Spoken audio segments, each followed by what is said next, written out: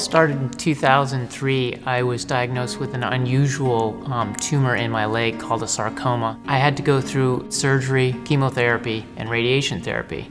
All that resulted in a lot of work on my part, and I'm a physician and I know how to orchestrate the system, and I was having difficulty in San Luis Obispo. And that really made me think that we need a center that can bring in some help to patients to guide them through the system. In August of 2006, my father got into trouble in his Jeep and it rolled down the hill, but unfortunately my brother could not get out of the way of the Jeep. And the Jeep actually rolled up against him and then over the top of him. And my brother was airlifted. I was actually in the hospital when his brother was treated in the intensive care unit. After that was over, I felt like there was something that should be said and done for all the people that helped us out taking care of both my brother and father. That's where he told me about this idea of this resource center.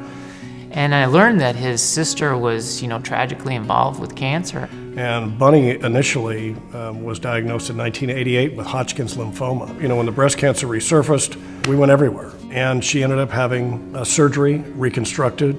The chemo that followed that was very intense. And within 30 days of discontinuing therapy, this very aggressive cancer came roaring back.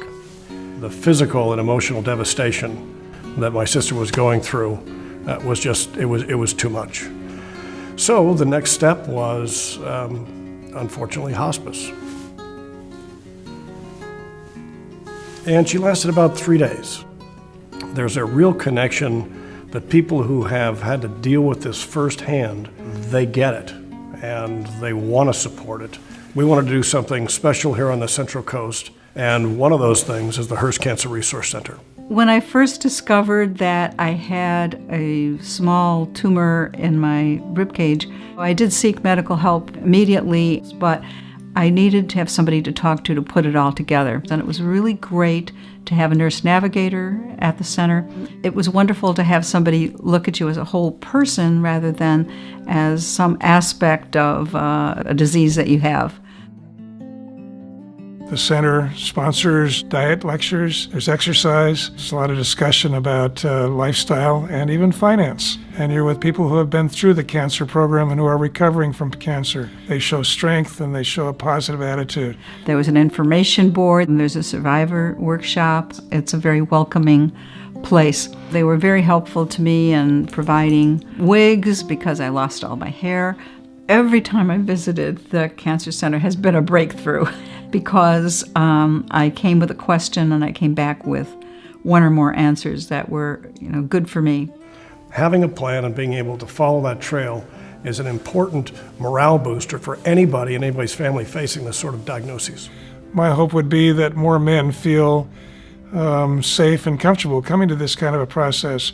There's still enough men with serious cancers that could really benefit from this program, as I did.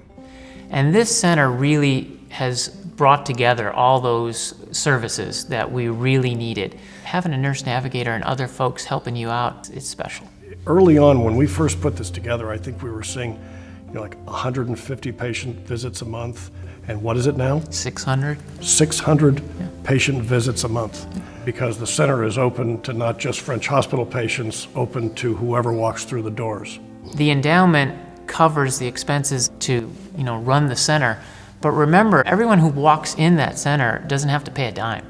So the center is free to everyone. The endowment has to get to a level where the income that it spins off pays the expenses of the center.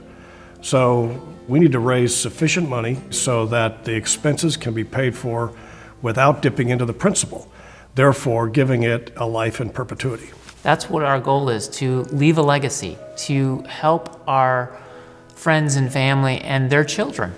So when you make that donation to the endowment, you're making it to the center, you're making it to the future.